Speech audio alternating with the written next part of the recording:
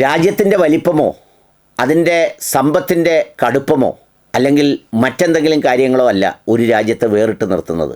നിലപാടുകളാണ്, കരുത്താണ്, അത് കാണിച്ചു കൊടുക്കാനുള്ള ശക്തിയാണ്. കാപട്യം പറയാം, പലതുമൊക്കെ പറഞ്ഞ് പലരെയും വരട്ടാം, പത്രസമ്മേളനം നടത്താം, എന്നിട്ട് രഹസ്യമായി ആയുധം വെക്കാം, വരുന്നവർക്ക് പരവതാനി വിരിക്കാം.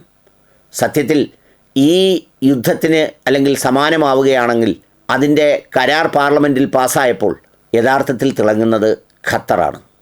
ഏത് ഖത്തർ? മാത്യു സാമുവൽ കടലിൽ ഒലിച്ചു പോകുമെന്ന് പറഞ്ഞ ഖത്തർ. പശ്ചിമേഷ്യയിലുണ്ടായ ഇസ്രയേൽ ഫലസ്തീൻ യുദ്ധം ഇത്രനാൾ നീണ്ടുപോകുമെന്ന് ആരും പ്രതീക്ഷിച്ചില്ല. 15-16 മാസം പിന്നിട്ടു. ഒടുവിൽ ആരും ജയിക്കാതെ, ആരും തോൽക്കാതെ, ഒടിഞ്ഞ വടിയാണെങ്കിലും അതിലൂന്നി നിവർന്നു നിന്ന് ഫലസ്തീൻ ജനത സമാധാന കരാറിലെത്തി അവരുടെ ആവശ്യങ്ങളെ ലോകത്തെ അറിയിച്ച് അവിടെ തന്നെ നിൽക്കുന്നു. അത് ഉറച്ചു നിൽക്കുമ്പോൾ അവർക്ക് 10-50,000-ഓളം ആളുകളെ നഷ്ടപ്പെട്ടു. അതിനേക്കാളേറെ ആളുകൾക്ക് അംഗഭംഗം സംഭവിച്ചു. അങ്ങനെ പലതുമൊക്കെ ഉണ്ടായി. ആ സന്ദർഭങ്ങളിൽ ഈ ചിലരൊക്കെയും പ്രത്യക്ഷപ്പെട്ട് ഒരു ചേരി പിടിച്ചപ്പോൾ ഖത്തർ ഉറച്ചു നിന്നത് ഫലസ്തീനോടൊപ്പമാണ്.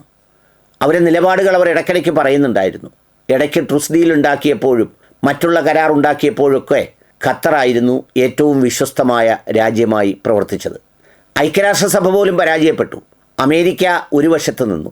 അതിനേക്കാൾ വളരെ രസകരമായ കാര്യം ഈ തുർക്കിയുടേതായിരുന്നു.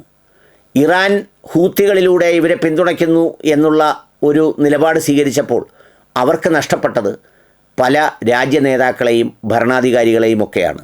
ഹമാസിനും അതിൻ്റെ മുൻനിര നേതാക്കളെ പലരെയും നഷ്ടപ്പെട്ടു.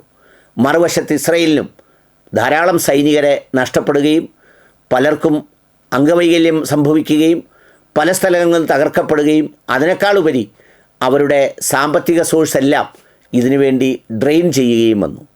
പക്ഷേ ഏറ്റവും കൗശലക്കാരനായി നിന്നത് എർദോഗനാണ്.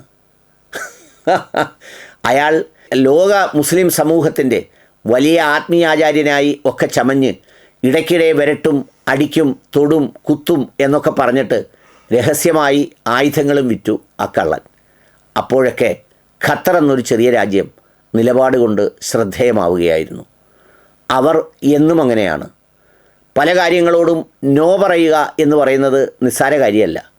ആ നോ പറയുന്നതിന് കരുത്ത് വേണം, അതിന് ചിലവുണ്ട്. എല്ലാത്തിനോടൊപ്പം കൂടി ഈ പറയുന്ന ആടിക്കളിക്കാനാണെങ്കിൽ അതൊരു സുഖകരമായ കാര്യമാണ്. മറ്റു പല ന്യായങ്ങളും പറഞ്ഞ് ഈത്തപ്പഴവും കാവയും കുടിച്ചു പിരിയാനാണെങ്കിലും എളുപ്പമാണ്. പക്ഷേ ഖത്തർ നിലപാടുകളിൽ ഉറച്ചു നിൽക്കുകയും ആ വിശ്വസ്തത, ആ നിഷ്പക്ഷത അത് ബോധ്യപ്പെടുകയും ചെയ്തതുകൊണ്ടാണ് പല കാര്യങ്ങൾക്കും ഖത്തർ എന്ന ചെറിയ രാജ്യത്തെ പലരും മധ്യസ്ഥരാക്കുന്നത്. എന്നാൽ ഈ പറയുന്ന ഖത്തർ ഇങ്ങനെയൊക്കെ ചെയ്യുന്നത് മൂലം കുരു പൊട്ടിയൊലിക്കുന്ന കുറച്ചാളുകൾ നമ്മുടെ നാട്ടിലുണ്ട്. നമ്മുടെ സാമുവൽ അച്ചായനെ പോലെ. അച്ചായനൊക്കെ അത് വലിയ വേദനയും ദുഃഖവുമാണ്. ഇതേ ഖത്തറാണ് അന്ന് ഫിഫ വേൾഡ് കപ്പ് കഴിഞ്ഞപ്പോൾ അച്ചായൻ പറഞ്ഞതുപോലെ ഒഴുകി കടലിൽ പോയത്. പിന്നെ അവർ വടവിട്ട് പിടിച്ച് തിരിച്ചു കെട്ടിവെച്ച പുതിയ ഖത്തറാണ് സാമുവൽ അച്ചായ ഇത്.